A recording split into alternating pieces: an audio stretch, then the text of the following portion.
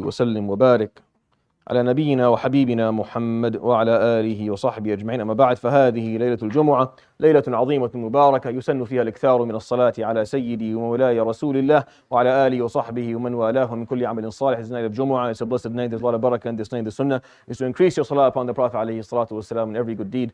يروي الإمام البيهقي في مسنده بسند حسن عن خالد ابن الوليد رضي الله عنه قال. Hadith, the night collection of Imam al-Bayhaqi, and he has a couple of collections. I think this is in the Sunan. And it is narrated to us with a reasonable chain of narration by Sayyidina Khalid al-Walid. Khalid al-Walid does not have a lot of hadith, if any at all, that are narrated through him. And this is really not much of a hadith as much as it is him telling us his story, like how he accepted Islam. And it's a long story. I'm just going to take a little piece of it that I find. I memorized when I was a kid, and I somehow I've never forgot it. And it's just something in it that it just tells you something about his wisdom عليه الصلاة والسلام, and knowing how to speak to people, when and what to say, and just this mastery of the craft. And this is what Sayyidina Khalid said. قال لما دخل رسول الله صلى الله عليه وآله وسلم مكة في عمرة القضية تغيبت فلم أشهد دخوله. The Prophet ﷺ, when he entered for the Umrah of القضية, so when he came for Sulh Hudaybiyah, he was coming for Umrah, right? And they didn't let him come in. They signed the treaty of Hudaybiyah. He went back again the year after with the Umrah. And it was called Umrah al-Qadiyya in the 7th year of his Hijrah عليه الصلاة والسلام. So he entered for the Umrah, and Khalid said, I wasn't there. I didn't witness him coming in. فكان أخي الوليد ابن الوليد ممن دخل مع النبي صلى الله عليه وسلم يومها فطلبني فلم يجدني. And my brother الوليد ibn al-Walid, who was younger than Khalid, he was a Muslim and he entered Mecca with the Prophet عليه الصلاة والسلام during Umrah, and he looked for me. He asked where I want to see my brother, and he didn't find me. فكتب إلي كتابا, so he wrote a letter to me. قال فيه, and this is what he said: بسم الله الرحمن الرحيم أما بعد فإني لم أرى أعجب من ذهاب رأيك عن الإسلام وعقلك عقلك ومثل الإسلام يجهله أحد. So this is what he wrote in this letter. He said, in the name of Allah, the most gracious, the most merciful.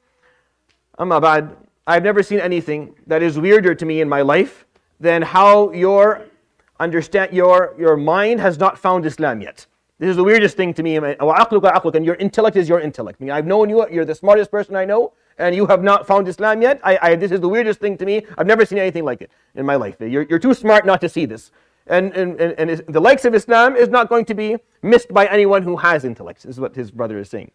وَقَدْ سَأَلَني عَنْكَ رسول الله صلى الله عليه وآله وصحبه وسلم. And the Prophet عليه الصلاة والسلام asked me about you. خلاص. It fixed the problem. وَقَدْ سَأَلَني عَنْكَ رسول الله فقال أين خالد. He came when the Prophet عليه الصلاة والسلام entered Mecca with me, he asked me, where's Khalid?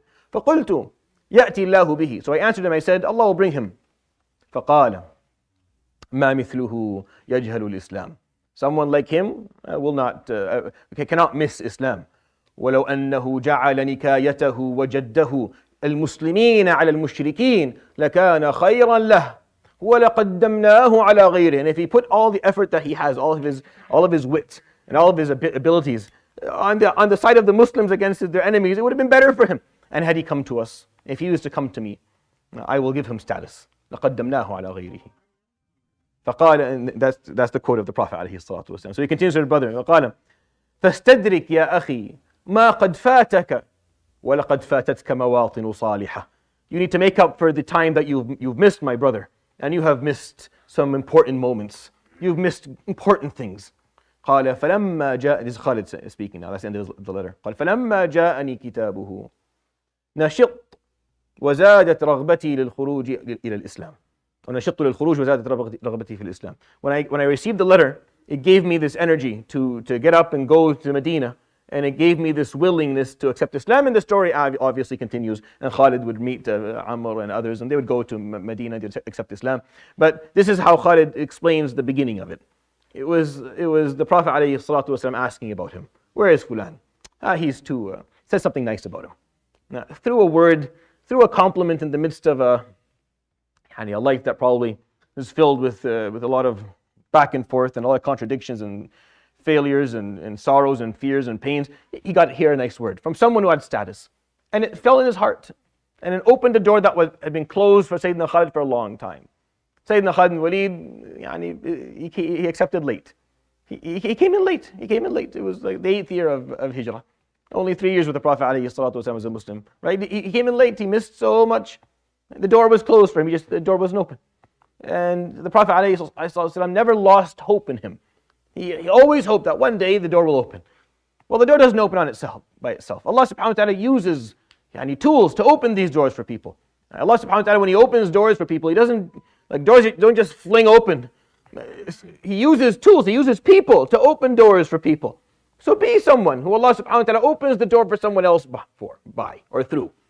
Be the person. Like when Allah subhanahu wa ta'ala wants to guide someone, why not it be through you?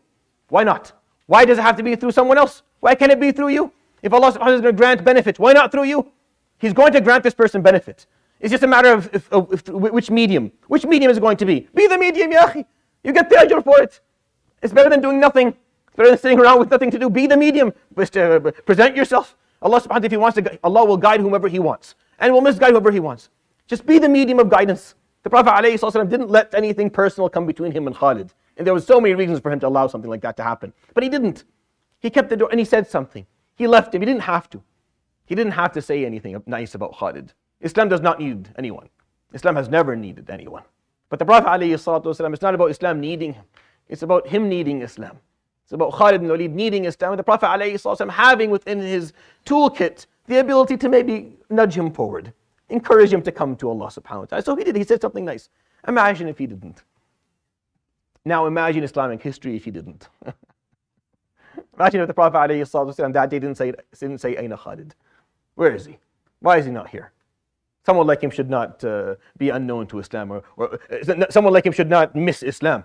He should put his effort with us. If he comes to us, we'll treat him well. Had he not said those words, it took him 3 seconds. He didn't say those words, Al-Walid wouldn't have nothing to write in this message. And Khalid may have not. Imagine the difference. The smallest thing sometimes can make the world of difference. Sayyidina Khalid, obviously, those who study Islamic history know what he did. Know to what degree. Sayyidina Khalid became a myth. He literally was a myth. Umar al-Khattab had to remove him. He had to remove him. He had no choice. He was becoming Arab were still very, not too long ago, just a decade before, they were worshipping Asnam. Arabs had not completely disconnected from this concept yet. They still haven't today, if you want my opinion. They still have not. They're not even close to getting to that. But Sayyidina Khalid was coming to the point where he was becoming a myth. People started to see him as something that he wasn't. So Sayyidina Umar al-Khattab had to remove him. All because the Prophet ﷺ in Umrah al-Qadiyah said, Aina Khalid? Sallallahu alayhi wa sallam. And I find that to be a part of his da'wah concept. The theme is obviously still da'wah. And I think it's something, do that every once in a while. Ask about people. Say something nice. Compliment them.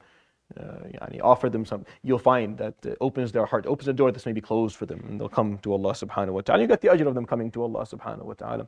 يروي البيهقي بسند حسن عن خالد بن الوليد قال لما دخل رسول الله صلى الله عليه وآله وسلم مكة في عمرة القضية تغيبت فلم أشهد دخوله فكان أخي الوليد ابن الوليد ممن دخل مع النبي صلى الله عليه وآله وسلم يومها فطلبني فلم يجدني فكتب إلي كتابا قال فيه بسم الله الرحمن الرحيم أما بعد فإني لم أرى أعجب من ذهاب رأيك عن الإسلام وعقلك عقلك ومثل الإسلام يجهله أحد ولقد سألني عنك رسول الله صلى الله عليه وسلم فقال أين خالد فقلت يأتي الله به فقال ما مثله يجهل الإسلام ولو أنه جعل نكايته وجده المسلمين على المشركين لكان خيرا له ولقدمناه على غيره فاستدرك يا أخي ما قد فاتك فقد فاتتك مواطن صالحة فلما جاءني كتابه نشطت للخروج وزادني رغبة في الإسلام صدق رسول الله صلى الله عليه وسلم سبحانك اللهم وبحمدك أشهد أن لا إله إلا أنت أستغفرك وأتوب إليك وصلى الله وسلم